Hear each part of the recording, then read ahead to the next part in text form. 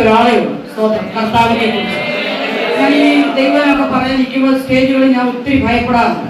എനിക്ക് സത്യം പറഞ്ഞാൽ അങ്ങനെ വലിയ ഭയമൊന്നും ആരെയും തോന്നാറില്ല. പക്ഷെ ദൈവ സന്നിധി നിൽക്കുമ്പോൾ ഞാൻ ഒത്തിരി ഭയപ്പെടാറുണ്ട്. കാരണം ഈ ദൈവവചനം പറഞ്ഞവർക്ക് സ്തോത്രം വചനം വെച്ച് ന്യായം വിധിക്കുന്ന ഒരു ദിവസമാണ്.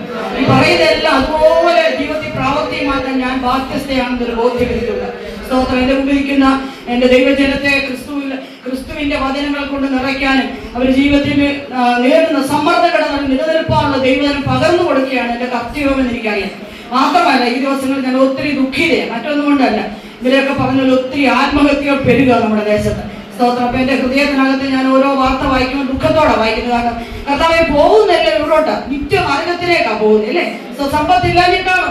വളരെ കോൺഫിഡന്റ് ഉള്ളവരൊക്കെ, പക്ഷേ ജീവിതത്തിന്റെ സമ്മർദ്ദങ്ങളെ അതിജീവിക്കാൻ കഴിയാതെ നിത്യനരകത്തിലേക്ക് പോകുമ്പോൾ സഹോദരിമാരായ നമ്മുടെ റെസ്പോൺസിബിലിറ്റി വർദ്ധിക്കുക.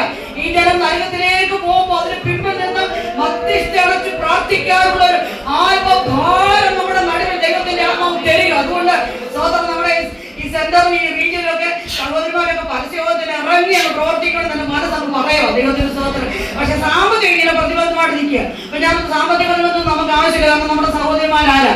എല്ലാവരും ശക്തരാ ദൈവത്തിന്റെ സ്തോത്രം. അപ്പൊ ദൈവം വഴികൾ തുറന്ന് നമുക്ക് ലഭിച്ചിരിക്കുന്ന ഒരു ആയുസ് എത്ര നാൾ നമ്മളോട് ദൈവം പറയും സ്തോത്രം. എന്റെ ഗ്യാരണ്ടിയുടെ പകുതിയും മുക്കാലും പോയാന്ന് എനിക്കറിയാം. എത്ര നാൾ ഉണ്ടെന്ന് അറിഞ്ഞോളൂ. പക്ഷെ ഉള്ള നാൾ ദൈവത്തിനോട് ശക്തിയോടെ നിൽക്കാൻ, ആ ഭവനത്തോടെ നിൽക്കുവാൻ സഹോദരിമാരായ നമ്മൾ തയ്യാറാകണം. ദൈവത്തിന്റെ സ്തോത്രം. ഒരിക്കൽ കഥ കേട്ടിട്ടുണ്ട്. കഥയോടൊക്കെ മുന്നോട്ട് പോവാം. നമ്മുടെ ഉറക്കമൊക്കെ ഒന്ന് മാറണം. സ്തോത്രം, ശക്തിയോടെ ഇരിക്കണം. നെപ്പോളിയനെ കുറിച്ചൊരു കഥ, നെപ്പോളിയനെ കുറിച്ച് സംഭവം കേട്ടിട്ടുണ്ട്. ഒരിക്കൽ നെപ്പോളിയൻ ഇംഗ്ലണ്ടിന്റെ ഒരു സൈനികനെ പിടിച്ചു. എന്നിട്ട് ചോദിച്ചു, ഈ സ്ട്രാറ്റജി ഒക്കെ മനസ്സിലാക്കുമല്ലോ സൈന്യത്തിന്റെ, നിങ്ങളുടെ സൈന്യം ഈ തോറ്റു പിന്മാറുമ്പോ കൊടുക്കുന്ന സിഗ്നൽ എന്താണെന്ന് ചോദിച്ചു. എന്താ തോറ്റു പിന്മാറുമ്പോൾ നൽകുന്ന സിഗ്നൽ? അദ്ദേഹം ഗൗരവത്തോടെ നെപ്പോളിയന് മുഖത്തോടെ നോക്കി. നെപ്പോളിയനോട് ചോദിച്ചു, ഞാൻ ആരാന്നറിയാമോ? ഞാൻ ഇംഗ്ലണ്ടിന്റെ ഒരു ക്യാപ്റ്റനാണ്. സ്തോത്രം. പിന്മാറാനുള്ള ഒരു സൈൻ ഞങ്ങൾക്കില്ല. സ്തോത്രം. ഇന്ന് നമുക്കും പറയാനല്ലേ ഉള്ളൂ. ശത്രുവിന്റെ മുഖത്ത് നോക്കി നമുക്ക് പറയാം, നമുക്ക് പിന്മാറാനുള്ള സൈൻ. നമ്മുടെ സൈൻ എന്താ? ദൈവത്തിന്റെ എന്ത് പ്രതികൂലം വന്നാലും ശക്തിയോടെ മുന്നോട്ട് പോകാനാണ് ദൈവത്തിന്റെ പരിശുദ്ധാത്മാവ് നമുക്ക് ബലം തന്ന് നമ്മളെ നിർത്തുന്നത്. ദൈവത്തിന്റെ സ്തോത്രം. ഞാൻ ഇന്ന് രൂത്തിന്റെ പുസ്തകത്തിലേക്ക് ശ്രദ്ധ തിരിക്കാനായിട്ട് കർത്താവിന്റെ നാമത്തിൽ ആഗ്രഹിക്കുന്നത്. ഞാൻ പലപ്പോഴും മറ്റു വേദഭാഗങ്ങളൊക്കെ ദൈവനെ സംസാരിക്കും. അപ്പൊ എനിക്ക് തന്നെ തോന്നി, ഇത്ര അനുഗ്രഹിക്കപ്പെട്ട സഹോദരിമാർ പുതുതി കിടക്കുമ്പോൾ സ്തോത്രം അവിടെ ഇവിടെയൊക്കെ നമ്മൾ എന്തിനായി തേടിപ്പോകുന്നു. അപ്പം എന്റെ പ്രതീക്ഷിച്ച പ്രാർത്ഥിക്കുന്നതിനൊപ്പം ദൈവാത്മ തന്ന ഒരു നിയോഗം കൂടെ. അപ്പൊ രൂത്തിന്റെ പുസ്തകത്തിലേക്ക് നമ്മൾ ഇന്ന് ശ്രദ്ധ തിരിക്കുകയാണ്. രൂത്തിന്റെ പുസ്തകത്തിൽ നിന്ന് അധികം വാക്യമൊന്നും വായിക്കണ്ട. എനിക്കറിയാം, സൂസമാമയൊക്കെ വചനം അരച്ച് കലക്കി വാക്യ മത്സരങ്ങളൊക്കെ അങ്ങോട്ട് വെച്ച് കഴിഞ്ഞാൽ സ്തോത്രം എന്തോ. അതുപോലെ ഒത്തിരി വാക്യങ്ങളൊക്കെ കാണാൻ അറിയാം. നമ്മളും ഇതെല്ലാം പഠിക്കണം കേട്ടോ. നമുക്ക് വാർത്തയ്ക്കൊക്കെ ആയി വരുമ്പോഴത്തേക്ക് എല്ലാം നമ്മൾ മറന്നു എല്ലാം മറന്നു പോകാതിരിക്കണം. ഈ വചനത്തിന്റെ ബലം നമുക്ക് വേണം. ഞാനിപ്പോ വീട്ടിൽ നിന്ന് പഠിക്കുക കേട്ടോ. എന്നെ കൊച്ചെനിക്കൊരു ബുക്കൊക്കെ വാങ്ങിച്ചത് വാക്യം എഴുതി പഠിക്കാൻ പറഞ്ഞു. അപ്പൊ ഞാൻ വാക്യമൊക്കെ എഴുതി പഠിക്കാം. മറന്നു പോകുന്നതിന് ചെയ്യുന്ന ഒരു എക്സസൈസ്. അത് നിങ്ങൾക്കും അങ്ങനെയൊക്കെ ചെയ്യാം അല്ലെ. അപ്പൊ അതിനൊക്കെ നമ്മൾ എഴുതി പഠിക്കുക. ഹൃദയത്തിനകത്ത് ആ വാക്യം പതിയട്ടെ. അപ്പൊ ഇന്ന് ഇന്ന് നമുക്ക് 2 വാക്യം വായിക്കുന്നുള്ളൂ. പിന്നെ നമ്മൾ വാക്യം ചിന്തിക്കുക. 2 വാക്യം. രൂത്തിന്റെ പുസ്തകം 4:11 വാക്യത്തിന്റെ ബി പാർട്ട്. ആരെങ്കിലും സഹോദരൻ അത് ഉറക്കെ ഒന്ന് വായിക്കണം. 4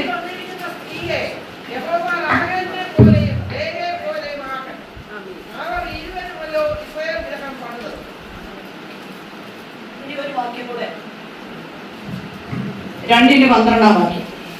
നിന്റെ പ്രവൃത്തിക്ക് യഹോവ പകരം നൽകട്ടെ. ഇസ്രായേലിന്റെ ദൈവമായ യഹോവയുടെ ചിറകിൻ കീഴിൽ ആശ്രയിച്ചു വന്നിരിക്കുന്ന നിനക്ക് അവൻ പൂർണ്ണ പ്രതിഫലം തരുമാറാകട്ടെ എന്ന് ഉത്തരം പറഞ്ഞു. ഈ 2 അനുഗ്രഹിക്കപ്പെട്ട വാക്യങ്ങൾ ദൈവത്തിന് സ്തോത്രം ചെയ്യുന്നു. സ്ത്രീകളുടെ പേരിൽ എഴുതപ്പെട്ട 2 പുസ്തകങ്ങളുണ്ട്. നമുക്കതറിയാമല്ലോ. രൂത്തിന്റെ പുസ്തകവും എസ്തേറിന്റെ പുസ്തകവും. 2 അനുഗ്രഹിക്കപ്പെട്ട സഹോദരിമാർ, രൂത്തും എസ്തേറും. ഈ രൂത്ത് എന്ന വാക്കിന്റെ അർത്ഥം എന്താ? ഫ്രണ്ട്ലി. അവള് സൗഹൃദം, ഫ്രണ്ട്ലി എന്നുള്ളതാണ് ആ വാക്കിന്റെ അർത്ഥം. ഈ എസ്തേറിന്റെ ഭാഗം നമ്മൾ വിടുക. അപ്പൊ ഈ രൂത്തിന്റെ ഈ പുസ്തകത്തിന്റെ തുടക്കം നമുക്കറിയാം. ഒരു ക്ഷാമിനോട് അല്ലെ, ഒരു ഫാമിനോട്, ഒരു ക്ഷാമത്തോടെ തുടക്കം അല്ലെ. അപ്പൊ ഇത് ബിഗിൻസ് വിത്ത് എ ഫാമിൻ. ഒരു ക്ഷാമത്തോടെ തുടങ്ങുന്നു അല്ലെ. നായാദിമാർ ഭരിച്ച കാലത്ത് എന്തുണ്ടായി? ക്ഷാമം ഉണ്ടായി അല്ലെ. പക്ഷെ 1 അധ്യായം അവസാനിക്കുന്നത് എങ്ങനെയാ? ഒരു കൊയ്ത്തോടെ, ഹാർവസ്റ്റ്. നമ്മുടെ ദൈവം എന്താണെന്ന് അറിയാമോ? ക്ഷാമം നീക്കി കൊയ്ത്ത് തരുന്ന നമ്മുടെ ദൈവം. ഒത്തിരി അനുഗ്രഹിക്കപ്പെട്ട അനുഭവങ്ങൾ ഈ പുസ്തകത്തിൽ തിങ്ങി നിറഞ്ഞെടുക്കുക. നമ്മൾ നോക്കിയ ഒരു മരണം 1 അധ്യായത്തിൽ മരണത്തിന്റെ 3 ശവപ്പെട്ടികൾ ഒന്നിച്ച് ഒരു കുടുംബത്തിന്റെ മുറ്റത്ത് വന്നു ഉപയോഗിക്കുക. ഒന്നിന്റെ ആദ്യത്തെ വാക്യങ്ങൾ തന്നെ നമുക്കറിയാം. ആദ്യത്തെ 10 വാക്യങ്ങൾക്ക് മുമ്പ് തന്നെ നമുക്കറിയാം അവിടെ എന്താ ഒരു വല്ലാത്ത മരണത്തിന്റെ മണം പരക്കുന്ന ഒരു കുടുംബമായിരുന്നു. പക്ഷെ 4-ാം അധ്യായം എന്താ നമ്മൾ വായിക്കുന്നത്? ജീവന്റെ തുടിപ്പുള്ള ജീവന്റെ തുടിപ്പുള്ള അനുഭവങ്ങളെ നമ്മൾ കാണുന്നു. പ്രിയപ്പെട്ടവരെ, മരണം നീക്കി ജീവൻ നൽകുന്ന ദൈവമാണ് നമ്മുടെ ദൈവം. ചത്തുവിട്ടിരിക്കുന്ന സകല ഇരുളുകളിന്റെ അവസ്ഥകൾ മാറി നമുക്ക് വെളിച്ചത്തിന്റെ അനുഭവം നൽകാൻ മറിച്ച് വായിക്കുന്ന പോലെ ഇരുളിലിരുന്ന ജനം, മരണത്തിന്റെ നിഴലിലായിരുന്ന ജനം വലിയൊരു വെളിച്ചം കണ്ടു. ഏതായി വലിയ വെളിച്ചം? ക്രിസ്തുവാകുന്ന വലിയ വെളിച്ചം. ആ വെളിച്ചം നമ്മളിലേക്ക് വ്യാപരിക്കുമ്പോൾ നമ്മൾ ശക്തരായിട്ടാണ് പോകുന്നത്. ബലഹീനതയോടല്ല, ശക്തിയോടെ മടങ്ങിപ്പോകത്തക്കോണം ദൈവാത്മാവിന്റെ വലിയൊരു വ്യാപാരം നമ്മുടെ നടുവിൽ നടക്കുവാൻ ദൈവം ആഗ്രഹിക്കും. അപ്പൊ നമ്മുടെ ക്ഷാമത്തോടെ ആരംഭിക്കുന്നതായ ഒരു പുസ്തകമാണ് ഈ പുസ്തകം. പക്ഷെ അനുഗ്രഹിക്കപ്പെട്ട ശൂന്യതയോടെ അല്ലെ, എംപ്റ്റിനെസ് ആണ് നമുക്ക് കാണുന്നത്. പക്ഷെ ഇത് ഒരു ഫുൾനെസ്സോടെ ഇത് അവസാനിക്കുന്നത് അല്ലെ, നിറവിന്റെ എവക്കൊയത്തിന്റെ ആരംഭത്തെ. പിന്നെന്തുവാ? പിന്നെ നിറവ് മടിയിലോട്ടോ ഉണ്ടോ വെച്ചെന്ന് പറഞ്ഞ് ആ മടിയിലോട്ട് നമ്മൾ ഇടകഴി കണക്കിന് ബോസം ഇട്ട് അങ്ങോട്ട് അളന്നു കൊടുക്കുന്നത്. ഇത് പകരം നമ്മൾ വിശ്വാസത്തോടെ ഇരുന്ന നമ്മുടെ ദൈവം മടിയിൽ അളന്നു തരുന്ന ദൈവമാണ് നമ്മുടെ ദൈവം. ദൈവത്തിന്റെ സ്തോത്രം. ഇത് പകൽക്കാലം മടിയിൽ പ്രാപിക്കുവാൻ, ആത്മാവിൽ പ്രാപിക്കുവാൻ ഒരുക്കമുള്ളൊരു ഹൃദയമായിട്ട് ദൈവസന്നിധിയിലായിരിക്കണം. ദൈവത്തിന്റെ സ്തോത്രം. ഞാനിവിടെ നമ്മുടെ ഇവിടെ നടക്കുന്നത്, ഇവിടെ ഞാനിരിക്കുമ്പോൾ നിങ്ങൾക്ക് എന്നെ ഒട്ടും കാണുന്നില്ല. നമ്മുടെ അമ്മാവനോട് ചോദിച്ചു, ഇവിടെ നിന്ന് കാണാമോ? എനിക്ക് മനസ്സിൽ പെട്ടെന്ന് ചിന്ത, എന്നെ കാണാനല്ലല്ലോ ഇവിടെ ദൈവജനം വന്നത്. കാണേണ്ടവരുണ്ട്. ആ കാണേണ്ടവരെ പ്രദർശിപ്പിക്കുവാനാ പ്രിയപ്പെട്ടവരെ നമ്മുടെ എല്ലാം ജീവിതം. അവന്റെ മഹത്വം പ്രകാശിപ്പിക്കുന്ന ജീവിതം. അതുകൊണ്ട് ഞാനും അനുഭവം ഇതുപോലെ ആയതെന്താ? ഞങ്ങൾ കൂടി ദൈവ മഹത്വം വെളിപ്പെടണം. അത് ദൈവത്തിന്റെ ഇഷ്ടമാ. ഇത് പകൽ അതുകൊണ്ട് നിറവേറണം. ദൈവത്തിന്റെ മുക്തനായ മഹത്വത്തിന്റെ നിറവായ യേശുവിനെ ഇത് പകലുള്ള വെളിപ്പെട്ടു വരുമ്പോൾ ദൈവം ആഗ്രഹിക്കുക. പ്രിയപ്പെട്ടവരെ, നമുക്കെല്ലാം വെളിപ്പെടുത്താൻ ഈ കർത്താവിനെ അല്ലാതെ ആരെയുള്ളത്? അല്ലെങ്കിൽ ആരാ? സൂര്യനോട് ചോദിക്കണം. സൂര്യനോട് 14 സുന്ദരനാ മഹത്വവും സ്തോത്രം മഹത്വമടിഞ്ഞവനോ വിദർശനിൽ ഇരിക്കുക. ഹല്ലേലൂയ. ആ മഹത്വമടിഞ്ഞ നല്ല മഹാപുരുഷന്റെ നടുവില ആ നടുവിൽ ഉലാവും നമുക്ക് കണ്ട് കർത്താവിനെ മഹത്വപ്പെടുത്തി എല്ലാ ഭാരം പോകും കേട്ടോ. എല്ലാ ഭാരം പോകുന്ന എവിടാണെന്നറിയാമോ? ദൈവസന്നിധിയിൽ. കർത്താവിന്റെ ദാസി പറഞ്ഞ പ്രാർത്ഥന വിഷയങ്ങളൊക്കെ കേട്ട് വലിയ സന്തോഷം തോന്നി. അന്ന് എനിക്ക് ഇത്രയൊന്നും പ്രാർത്ഥിക്കാറില്ല. ഞാൻ കുറച്ചേറെ കാര്യങ്ങൾ പ്രാർത്ഥിച്ചു. ദൈവത്തിന്റെ സ്തോത്രം. എന്തോ പ്രാർത്ഥനയായിരുന്നു, അനുഗ്രഹിക്കപ്പെട്ട പ്രാർത്ഥന. അതുപോലെ നമുക്ക് ദൈവസന്നിധിയിൽ പ്രാർത്ഥിക്കാനുള്ള വലിയ നിയോഗം ദൈവം തരട്ടെ. സ്തോത്രം. അപ്പൊ ഇത് തുടങ്ങുന്നത് എങ്ങനെയാ? ഒരു മരണത്തിലാ തുടങ്ങുന്നത് അല്ലെ, ഒരു എംപ്റ്റിനെസ്സിലാ, ശൂന്യതയിലാ തുടങ്ങുന്നത്. ഭയങ്കര ക്ഷാമത്തിന്റെ നടുവില. ഇനി നമ്മൾ വായിക്കുന്നത് ആ ക്ഷാമത്തിന്റെ നടുവിൽ എന്തോ ചെയ്തു? ഇവരങ്ങ് ഇറങ്ങിപ്പോയി. അങ്ങോട്ട് ഇറങ്ങിപ്പോയി. ഈ 4 ഡിസിഷനാണ് നമ്മൾ ഈ പുസ്തകത്തിൽ കാണുന്നത്. 4 ഡിസിഷൻ. അതില് ഒന്നാമത്തെ ഡിസിഷൻ ആ വീടിന്റെ നായകനായ എലിമലേക്കിന്റെ ഡിസിഷനാണ്. കേൾക്കാമോ? കേട്ടില്ലെങ്കിൽ ശ്രദ്ധിച്ചിരുന്നോണം. അപ്പൊ എലിമലേക്കിന്റെ ഡിസിഷൻ എന്തായിരുന്നു? എലിമലേക്കിന്റെ ഡിസിഷൻ, ഈ വെന്റ് ഔട്ട് ടു മോവാബിലേക്ക് ഇറങ്ങിപ്പോയി. എന്തിനാ? 4 കാശ് ഉണ്ടാക്കാനാ അല്ലെ? ആമ്പച്ചുകളല്ലേ? നല്ല ഭാവി അവർക്ക് ഉണ്ടാകാൻ വേണ്ടി മോവാബിലേക്ക് ഇറങ്ങിപ്പോയി. സ്തോത്രം. പ്രിയപ്പെട്ടവരെ, ഏത് ജീവിതത്തിന്റെ സമ്മർദ്ദങ്ങളുടെ നടുവിലും ഇറങ്ങിപ്പോകല്ലേ. കർത്താവിനെ മുറുകെ പിടിച്ചോളൂ.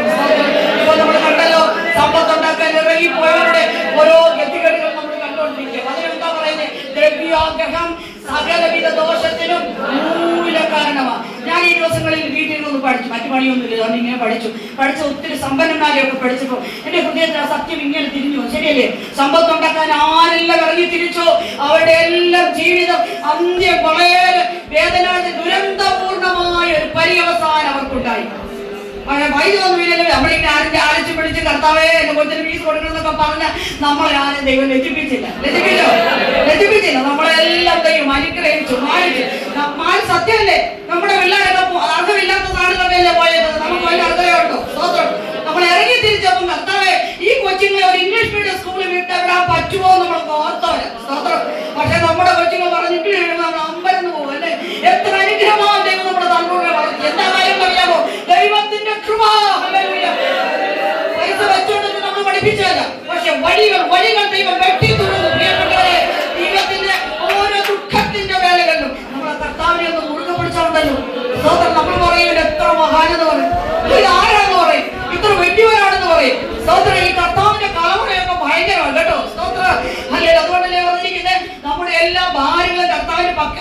കൈ കരുന്നാകിയാൽ. ഈ സമ്പത്തിന്റെ ബുദ്ധിമുട്ടൊക്കെ വരുമ്പം ഞാൻ പലപ്പോഴും എടുത്ത് ഉപയോഗിക്കുന്ന ഓരോ വാക്കുകൾ ഇതൊക്കെയല്ല നമുക്ക് എന്നെ വേറെ ഇട്ടിരിക്കുന്നു. അവൻ നിങ്ങൾക്കായി കരുന്നാകിയ നിങ്ങളുടെ സകല ചിന്താകുലു അവൻ നിങ്ങൾ ഇട്ടുകൊള്ളിന്റെ കർത്താവ് തേട് കർത്താവ് കൊച്ചിരിക്കുന്നു, അതിന്റെ കാര്യം നടത്തി തരാമെന്ന് പറയും. അപ്പൊ എന്തോ ദൈവമല്ലേ, ദൈവത്തിന്റെ വാഗ്ദത്തമല്ലേ മാറാൻ പറ്റുമോ? ദൈവ വാഗ്ദത്തങ്ങളെ വിശ്വസ്തരാ പ്രിയപ്പെട്ടവരെ. ഇതുപോലെ നമുക്ക് വിശ്വസ്തരായ ദൈവത്തെ സ്നേഹിപ്പാൻ ദൈവം അവസരം തന്നതോർത്ത് ഞാൻ ദൈവത്തിന് സ്തോത്രം ചെയ്തു. അപ്പോൾ ക്ഷാമത്തിൽ തുടങ്ങി ഒരു നിറവിന്റെ അനുഭവത്തിൽ ഈ വചനഭാഗത്തെ നമ്മൾ കാണുക.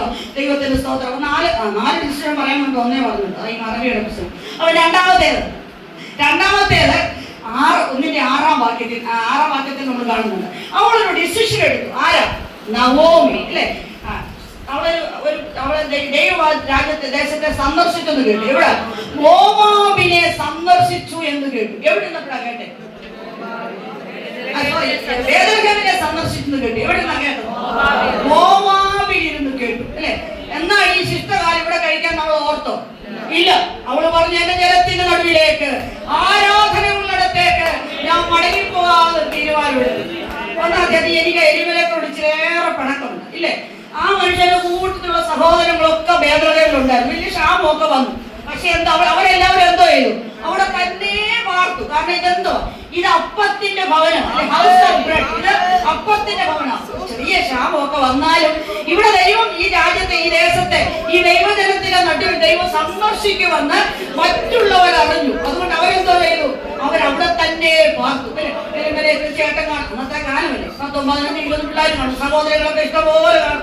ഇപ്പോഴല്ലേ നമ്മൾ ഈ കരികെട്ട് പോയത്. അന്നത്തെ കാലത്ത് ഇഷ്ടംപോലെ പിള്ളേരുണ്ടെന്ന് കണ്ടു. അപ്പം ചേട്ടനും അനിയൊക്കെ കാണും. അവരെവിടെ പാർത്തു? ബേത്ലഹേമിൽ തന്നെ പാർത്തു അല്ലെ?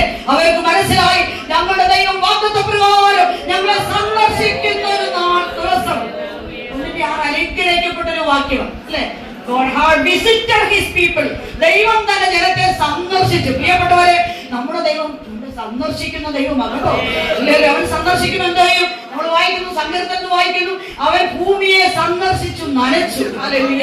ഇത് ദൈവത്തിന്റെ പരിശുദ്ധാത്മാവിന്റെ ഒരു നനവ്, ദൈവത്തിന്റെ പരിശുദ്ധാത്മാവിന്റെ ഒരു പ്രവാഹം നമ്മുടെ നടുവിൽ അയക്കുവാൻ നമ്മുടെ ദൈവം വിശ്വസ്തനാ. അവൻ നമ്മളെ നനയ്ക്കുന്ന ദൈവമാണ്. ഉൽപ്പത്തി പുസ്തകം 1-ാം വാക്യത്തിൽ വായിക്കുന്നു, ദൈവം സാറായെ സന്ദർശിച്ചു. സാറയെ വിസിറ്റ് ചെയ്തു, ദൈവം സന്ദർശിച്ചു എന്ന് പറഞ്ഞാൽ എന്താ? നമ്മൾ സന്ദർശിക്കുന്ന പോലാണോ? നമ്മൾ ഭവന സന്ദർശനമൊക്കെ പോകുന്ന പോലാണോ? പോയി കഴിഞ്ഞാൽ പിന്നെ മിക്കവാറും സമയം തകർത്തോണ്ടേ വരത്തുള്ളൂ അല്ലേ? അവിടുത്തെ അമ്മാമ്മയുടെ കാര്യം, ഇവിടുത്തെ കേൾക്കാത്ത കാര്യങ്ങളെല്ലാം പറഞ്ഞെടുത്ത് വേണ്ടിയില്ല, അനുഗ്രഹിക്കപ്പെട്ടു സമയമായിട്ട് പോയതാ. പക്ഷെ ഒരു വിസിറ്റിംഗ് കഴിഞ്ഞപ്പോഴത്തേക്ക് തലയ്ക്ക് അങ്ങനെയൊക്കെയാണ് വരുന്നേ അല്ല. പിന്നെ ട്രംപ് ഇന്ത്യ സന്ദർശിക്കാതിരിക്കട്ടെ. ഇന്ത്യ സന്ദർശിക്കുമ്പോൾ എങ്ങനെയാ? ഒരു പർപ്പസ്ഫുൾ വിസിറ്റ്, അതിനൊരു പർപ്പസ് ഉണ്ട് അല്ലെ? അങ്ങനെയൊക്കെ സ്വർഗത്തിലെ ദൈവം നമ്മളെ visit ചെയ്തെങ്ങനെയാ? To fulfill his promises. അവന്റെ വാഗ്ദത്തങ്ങളെ നിറവേറ്റാനുള്ള സന്ദർശനം. ദൈവത്തോട് പ്രാർത്ഥിച്ചു. അബ്രഹാം മാറി എന്ന് പറയുകയെ, എലിയാസറാവും എന്റെ വാഗ്ദത്തിന്റെ അവകാശമായിട്ട് വരുന്ന ദൈവമേ എന്നൊക്കെ പറഞ്ഞപ്പം ദൈവം ഒരു നാൾ വെച്ചിട്ട് സന്ദർശിച്ചു. സാറയെ സന്ദർശിച്ചു. അവരോട് പറഞ്ഞു, അടുത്ത വർഷം ഇതേ സമയത്ത് നിന്റെ ഒരു കുഞ്ഞിനെ നീ അണച്ചോളെന്ന് പറഞ്ഞു. ഇഷ്ടംപോലെ എന്ന് ചിരിച്ചു. ആരാ? സാറായി ചിരിച്ചു, അബ്രഹാം ചിരിച്ചു. ദൈവത്തിന്റെ വാഗ്ദത്തിന് നിറവേറുന്ന നമ്മളൊക്കെ ചിരിച്ചു ഇല്ലേ? ചില വാഗ്ദത്തം നമ്മൾ നിറവേറും, നമ്മൾ അമ്പപ്പെട്ടു. ദൈവം എങ്ങനെയൊക്കെ ദൈവം പ്രവർത്തിക്കുമോ? പ്രിയപ്പെട്ടവരെ, സ്തോത്രം. ചെങ്ങന്നൂർ മാവേലിക്കര റീജിയനെ ദൈവദാസന്മാരെ ദൈവം ഈ റീജിയനെ സന്ദർശിക്കാൻ പോകുക. ദൈവം സന്ദർശിച്ച് നനയ്ക്കാൻ പോകുക. ദൈവം ആത്മാക്കളെ നൽകാൻ പോകുക. ശക്തിയോടെ ദൈവം തന്റെ ജനത്തെ എഴുന്നേൽപ്പിക്കാൻ പോകുക. ഹല്ലേലൂയ. ദൈവത്തിന് വിശ്വസം സ്തോത്രം ചെയ്തോ. ഹല്ലേലൂയ. സ്വർഗത്തിലേക്ക് ദൈവം തമ്പുരാൻ നമുക്ക് വേണ്ടി അത്ഭുതം ചെയ്യും അല്ലേ? അത് നമ്മൾ കേട്ടിട്ടുണ്ട്. ഒരു പറയുന്നത് ഒത്തിരി സമയമാണ്, അതുകൊണ്ട് ദൈവത്തിന് സ്വതവേ. രണ്ടാമത്തെ ഞാൻ പറഞ്ഞ ഡിസിഷൻ. ഈ മൂന്നാമത്തെ ഡിസിഷൻ ഓർപ്പേഡ് ഡിസിഷൻ അല്ലേ? സംഭവം അറിയാൻ പറഞ്ഞാൽ ഇങ്ങനെ പോകുന്നത് ഓർപ്പേഡ് ഡിസിഷൻ. ഓർപ്പ എന്താ പറഞ്ഞത്? ഓർപ്പ അവസാനം ചെയ്ത് അവള് ചുംബിച്ചു, അമ്മായിമ്മയെ ചുംബിച്ചു. പിന്നെ നമ്മൾ 2-ന്റെ 14 പിന്നെ 1-ന്റെ 14 ചുംബിച്ചു, പൊട്ടിക്കരഞ്ഞു അല്ലേ? She wept and left. നല്ല പദങ്ങൾ ഇംഗ്ലീഷ് കൊടുത്തേക്ക്. She wept and left. അവള് പൊട്ടിക്കരഞ്ഞു, കെട്ടിപ്പിടിച്ച് പൊട്ടിക്കരഞ്ഞു. പിന്നെന്താ ചെയ്തു? അവൾ വിട്ടുപോയി. പക്ഷെ അടുത്ത രൂത്തിന്റെ ഡിസിഷൻ ഉണ്ട്. അതിൽ 1-ന്റെ 16-ാം വാക്യം നിങ്ങൾക്കറിയാം. അതാണ് ഇതിന്റെ key words of this this book. അതെന്താ പറഞ്ഞിരിക്കുന്നത്? അവിടെ നമ്മൾ വായിക്കും, നിന്നെ വിട്ടുപോകും വീഴുവാനും നിന്റെ കൂടെ വരാതെ മടങ്ങിപ്പോകുവാൻ എന്നോട് പറയല്ലേ. നിന്റെ ദൈവം എന്റെ ദൈവം, നിന്റെ ദൈവം എന്റെ ദൈവം, നിന്റെ ദൈവം എന്റെ ദൈവം. നീ മരിക്കുന്നിടത്ത് ഞാനും മരിച്ചടക്കപ്പെടും. എന്തൊരു സാക്ഷ്യം, എന്തൊരു ഉറപ്പാ. ഹല്ലേലൂയ. ഒരു ഫേം ഡിസിഷൻ എടുത്ത് ഉറച്ചു നിന്നു. ഈ തീരുമാനമാണ് രൂത്തിനെ അനുഗ്രഹിക്കാനായിട്ടിടയായി തീർന്നത്. ചരിത്രത്തെ നമുക്കറിയാം. അനുഗ്രഹിക്കപ്പെട്ട ഒരു പുസ്തകത്തെയാണ് നമ്മൾ ചിന്തിക്കുന്നത്.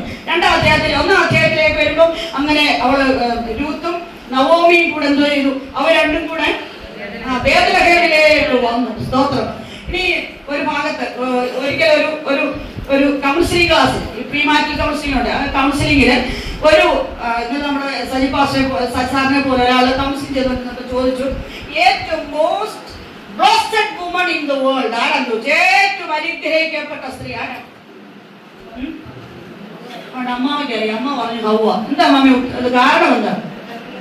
അവക്ക് മദറിലോ ഇല്ല, ഷിഗാട്ടോ മദറിലോ. അവൾ അനുഗ്രഹിക്കപ്പെട്ടുള്ള കാരണം എന്താ? അച്ഛനോട് എവിടെ വേണേലും ചുറ്റിക്കറങ്ങി ചോദിക്കാൻ ആരെങ്കിലും ഉണ്ടോ?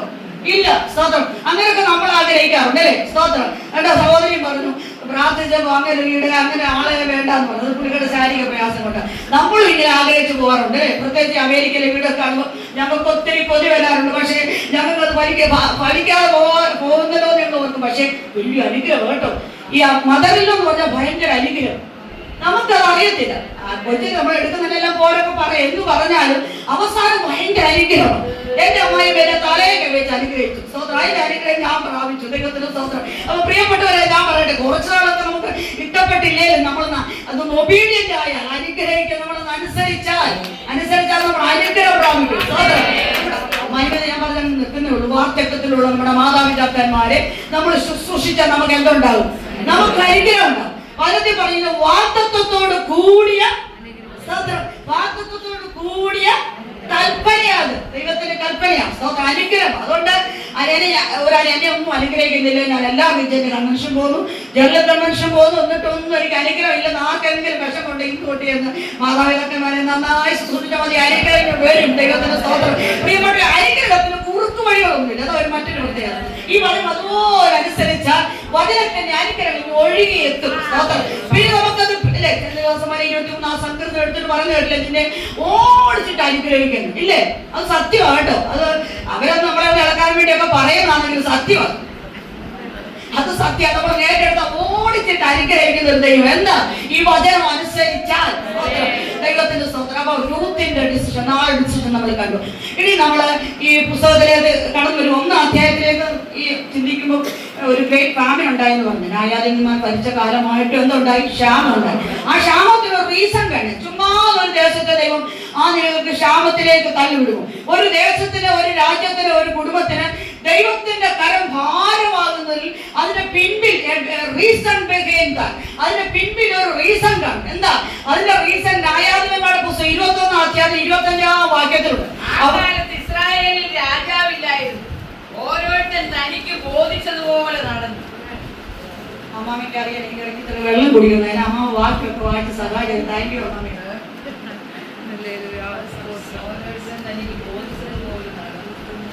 ഓരോരുത്തൻ തനിക്ക് ബോധിച്ചതുപോലെ നടന്നു.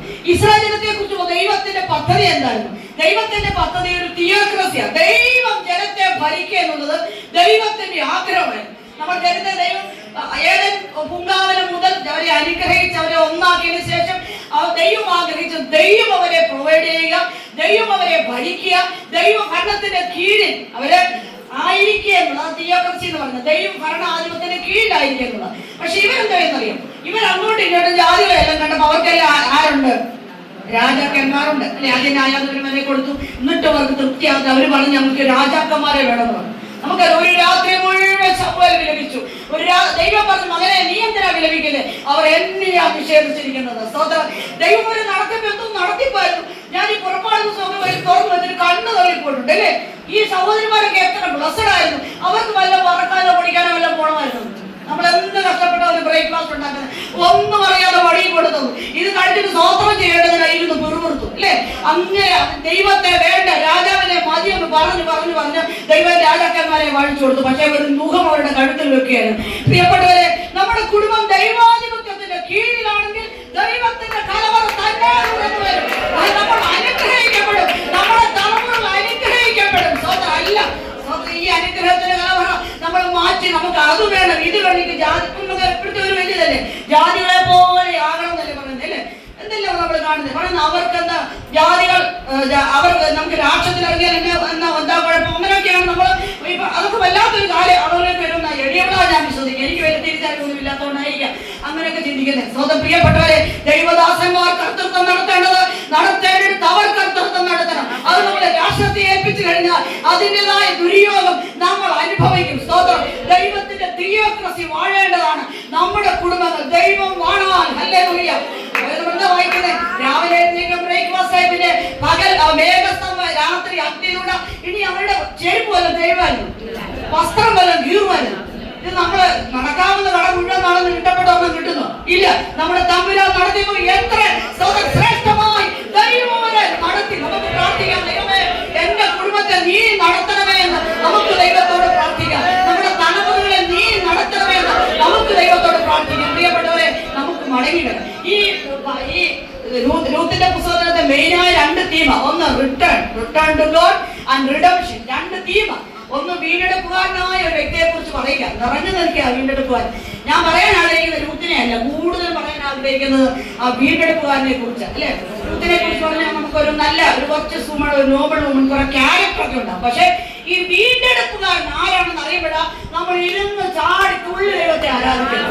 ദൈവത്തിന്റെ സ്തോത്രം, ദൈവത്തിന്റെ മഹത്വം, നമ്മുടെ ദൈവത്തെ വലിയവരാണെന്ന് അറിയപ്പെടാം. എല്ലാ ഭാരങ്ങളെയും സമ്മർദ്ദങ്ങളെയും അതിജീവിച്ച് നമ്മൾ മുന്നേറുന്നു. അത്ര ശ്രേഷ്ഠമായ ഒരു നല്ല വീണ്ടെടുക്കുകാരൻ ഈ 4 അധ്യായത്തിൽ നിറഞ്ഞു നിൽക്കുക. സ്തോത്രം. നമുക്ക് സ്തുതിക്കാനുള്ളത്, ആരാധിക്കാനുള്ളത്, വല്ലതും പറയാനുണ്ടെങ്കിൽ ഈ വീണ്ടെടുക്കുകാരനെ കുറിച്ച് മാത്രമേ ഉള്ളൂ. പ്രിയപ്പെട്ടവരെ, നമ്മൾ ആരാധിക്കുന്നതിന്റെ കാരണം എന്താ? നല്ലൊരു വീണ്ടെടുക്കുവാനുണ്ട്. അതുകൊണ്ടാണ് നമ്മൾ ഇവിടുന്ന് ആരാധിക്കുന്നത് ദൈവത്തിന്റെ സ്തോത്രം. അങ്ങനെ അവർ റിട്ടേൺ ചെയ്തു, ബേത്ലഹേമിലേക്ക് റിട്ടേൺ ചെയ്തു. അതിന്റെ 19 വാക്യമൊക്കെ പറയണമെന്ന് എനിക്ക് ഒന്നില് പറയണമെന്ന് ആഗ്രഹം ഉണ്ടെങ്കിൽ സമയം പോവാണല്ലോ. അവര് നടന്നെന്നാ വായിക്കുന്നത് അല്ലേ? ഇതാരോ ഒരു അമ്മച്ചിയല്ലേ അല്ലയോ? ഈ നവമി ആരാ? ഒരു അമ്മച്ചിയ. സ്തോത്രം. നമുക്ക് യോഗത്തിനൊന്നും വരാണ്ട് അവിടുന്ന് കാലെടുത്തിട്ട് വന്നാൽ നമുക്ക് ബുദ്ധിമുട്ടാണ്. ഈ അമ്മച്ചി മോഹാവി എവിടെ വരെ വന്നു? എന്തൊരു ആരോഗ്യം. പ്രിയപ്പെട്ടവരെ, സ്തോത്രം. നമ്മൾ സഹോദരിമാരാ, നമ്മൾ നല്ല ആരോഗ്യമുള്ളവരായിട്ട് തീരണം കേട്ടോ. അല്ലെ നമ്മുടെ അച്ചാന്മാർക്ക് പണിയാണ്. എന്റെ അച്ഛൻ പുറകിരിപ്പുണ്ട്.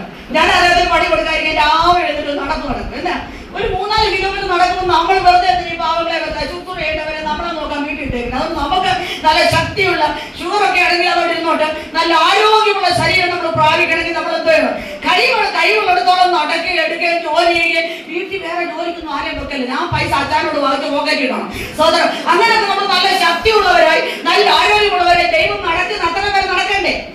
വിളിക്കുമ്പോൾ അങ്ങ് പോകണം. അത് വിളിപ്പിടിക്കാൻ പോകണം. പിന്നെ വലിയ കഷ്ടതയെ വരുന്നത്. സ്തോത്രം. തമ്പുരാൻ വിളിക്കുമ്പോൾ സപ്പച്ചാന്ന് പറഞ്ഞ് അങ്ങ് പൊക്കോണം. ദൈവത്തിന്റെ സ്തോത്രം. അല്ലാതെ അപ്പ എനിക്ക് 10 മക്കളെ കൊച്ചുമക്കളെ സ്തോത്രം. നമ്മുടെ ദേശിക്കൊക്കെ അറിയാം. അവിടുത്തെ അമ്മച്ചി പ്രാർത്ഥിക്കുമായിരുന്നു, കർത്താവേ എനിക്ക് മക്കളെയും കൊച്ചുമക്കളെയും കൊച്ചുമക്കളെയും കൂടെ കാണാനുള്ള കൃപ തരണേ എന്ന് പ്രാർത്ഥിക്കുവായിരുന്നു. അത് കേൾക്കുമ്പോൾ ഇവളെങ്ങനെയാ കേൾക്കണമെന്ന് എനിക്ക് അറിയത്തില്ല. എന്റെ ദൈവമേ എന്റെ ഗതികേടാന്ന് ഓർത്തൊന്നും എനിക്ക് അറിഞ്ഞൂടെ. പക്ഷെ അവൾ നന്നായി നോക്കി അതിന്റെ പ്രതിഫലമെല്ലാം പ്രാപിക്കട്ടെ. ദൈവത്തിന് സ്തോത്രം. പ്രിയപ്പെട്ട, ഞാൻ പറഞ്ഞതിന്റെ അർത്ഥം നമ്മളെ ദൈവം വിളിക്കുമ്പോൾ നമുക്ക് സന്തോഷത്തോടെ പോകണം. അതുവരെ ആരോഗ്യത്തോടെ ദൈവത്തിന്റെ വേല ചെയ്യണം. ഓടിക്കണം ദൈവത്തിന്റെ വേല ചെയ്യണം. സ്തോത്രം. കർത്താവിന്റെ ആരോഗ്യം മുഴുവൻ ഭവനങ്ങളിൽ കയറി കർത്താവിനെ കുറിച്ച് പറയണം. ദൈവത്തിൽ തന്നിരിക്കുന്ന ആരോഗ്യം മുഴുവൻ ആയുസോടും ആരോഗ്യത്തോടും ആരാധനാലയത്തിൽ മുടങ്ങാതെ വരണം.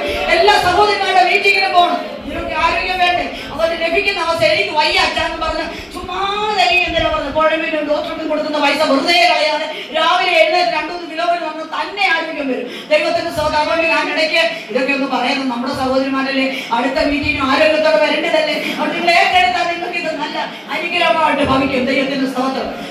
നമ്മൾ ഇത്ര കാര്യങ്ങൾ ചിന്തിച്ചു. 2-ാം അധ്യായത്തിലേക്ക് വരുമ്പോൾ 2-ാം അധ്യായത്തിൽ 3 നമ്മൾ ഒരു വയല് കാണും അല്ലേ?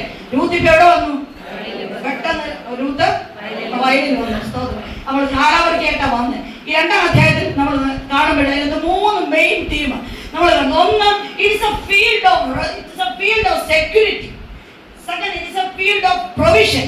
Third, it's A field of rest. 3 കാര്യങ്ങൾ നമുക്ക് 2-3 അധ്യായത്തിൽ കാണാൻ പറ്റും. 1-ാം അധ്യായത്തിൽ 2-ാം അധ്യായത്തിൽ കാണുന്നത് it's A field of provision. ഇത്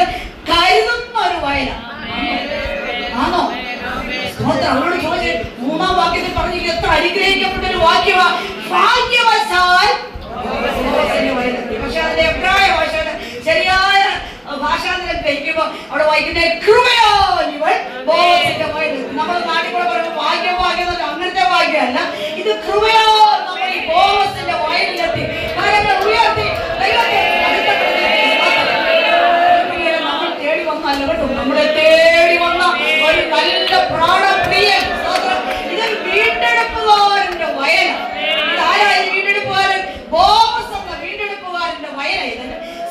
ബോവസ് വേഗം പറഞ്ഞു. നിങ്ങൾക്കൊക്കെ എന്നേക്കാൾ പരിജ്ഞാനമുള്ള സഹോദരിമാരായ നിങ്ങളുടെ മുമ്പിൽ എന്റെ മുമ്പിൽ ഇരിക്കുന്ന എനിക്കറിയാം. പിന്നെ ഇവിടെ സമയത്തിന് ചുരുക്കം കൊണ്ടൊക്കെ സമയം നന്ദിതന്നേ ഉള്ളൂ. പിന്നെ ഇവരെ പിടിച്ച് എന്നെ നിർത്തിയോട് ഞാൻ നിൽക്കുന്നേ ഉള്ളൂ.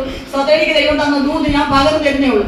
അപ്പം ഈ വീണ്ടെടുപ്പുകാരനെ കുറിച്ച് ദൈവം അതിന് ചില കാര്യങ്ങൾ പറയുന്നുണ്ട്. അതെല്ലാം എടുത്ത് വായിക്കാൻ നമുക്ക് സമയം നിങ്ങൾക്കെല്ലാം അറിയാമല്ലോ. വീണ്ടെടുപ്പുകാരൻ ആര്? അല്ലെങ്കിൽ നമുക്കറിയാം പഴയ നിയമത്തിൽ ഒരു വീണ്ടെടുപ്പുകാരൻ എന്ന് പറയുമ്പോൾ അവൻ ഏറ്റവും നിയറസ്റ്റ് കിൻസ്മാൻ ആയിരിക്കണം, ഏറ്റവും അടുത്ത ചാർച്ചക്കാരനായിരിക്കണം. അടുത്ത ചാർച്ചക്കാരനെ വീണ്ടെടുക്കാൻ പറ്റത്തുള്ളൂ. നമ്മളിപ്പോ എല്ലാം അടിമയില്ല, പൈസ പോയി, വീട് പോയി, പറമ്പ് പോയി, ഉള്ളതെല്ലാം പോയി, ഒരു ഭാര്യയും മക്കളെല്ലാം അടിമകളാക്കി കൊണ്ടുപോകുന്നൊരു പ്രമാണമാണ് ഇസ്രായേലിലുണ്ടായത്. അപ്പൊ അങ്ങനെ അടിമത്തത്തിന്റെ കീഴിലേക്കായി വീണ്ടെടുക്കണമെങ്കിൽ ഏറ്റവും അടുത്ത ചാർച്ചക്കാരനെ പറ്റത്തുള്ളൂ. ഒരു വീണ്ടെടുപ്പുകാരനുണ്ടായിരുന്നു, അവൾ പറഞ്ഞു എന്നെ കൊണ്ട് പറ്റത്തില്ലെന്ന് പറഞ്ഞു. രണ്ടാമത്തെ വീണ്ടെടുപ്പുകാരനായിട്ട് ബോവസിനെ നമ്മൾ കാണുക. അപ്പോ ഈ വീണ്ടെടുപ്പുകാരന് 3 ഗുണവിശേഷം ഉണ്ടാകും. എത്ര ഗുണവിശേഷം ഉണ്ടാകണം? 3 ഗുണവിശേഷം ഉണ്ടാകും. കിൻസ്മാൻ ഷുഡ് ബി റിച്ച്. സാമ്പത്തികമുള്ളവനായിരിക്കണം അല്ലേ? 4 പൈസ കയ്യിൽ വീണ്ടെടുക്കാൻ പറ്റുമോ?